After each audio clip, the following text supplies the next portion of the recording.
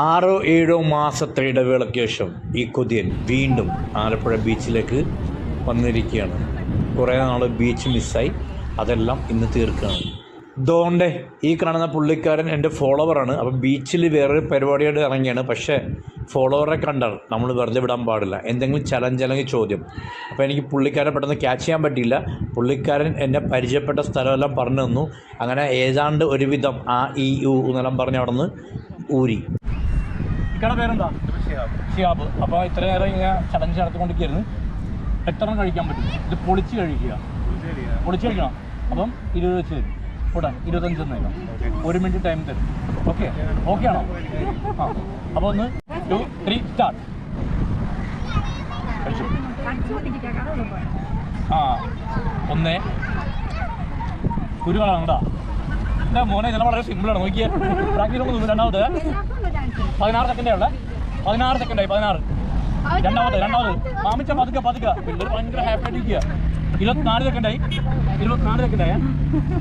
24 second. 31 സെക്കൻഡായ. ആ മൂന്നാമത്തെ കഴിക്കണേ. ഇതൊക്കെ എന്തില്ലേ, വളരെ സിമ്പിളാണെന്ന്.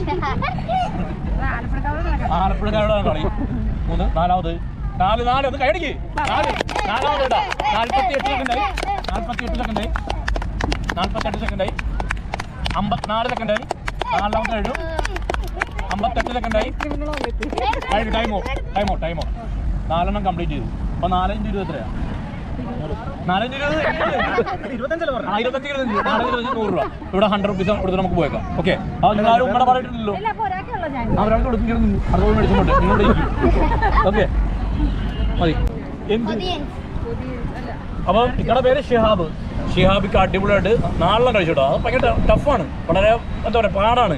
എന്നാലും പുള്ളിക്കാരൻ്റെ രീതിയിൽ മാക്സിമം ശ്രമിച്ചു. അപ്പോൾ 100 റുപ്പീസ് വിൻ ചെയ്തിരിക്കുകയാണ്. ഓക്കെ ആണോ? അപ്പോൾ ഇതുകൊണ്ട് എന്താ ചെയ്യാം, എല്ലാവർക്കും കിട്ടും. ആകെ 100 രൂപ. അപ്പോൾ അതെ 10 രൂപ കപ്പലിൻ്റെ വെച്ച് മേടിച്ചാൽ 10 രൂപ കഴിക്കുക അല്ലേ? അപ്പോൾ അങ്ങനെ ചെയ്യുക. അപ്പോൾ അടിച്ചു വിളിക്കുക. ഓക്കെ, അടിച്ചു വിളിക്കുക. അപ്പോൾ ചാനൽ കാണണം, സപ്പോർട്ട് ചെയ്യണം. അപ്പം ഓക്കെ, ബൈ.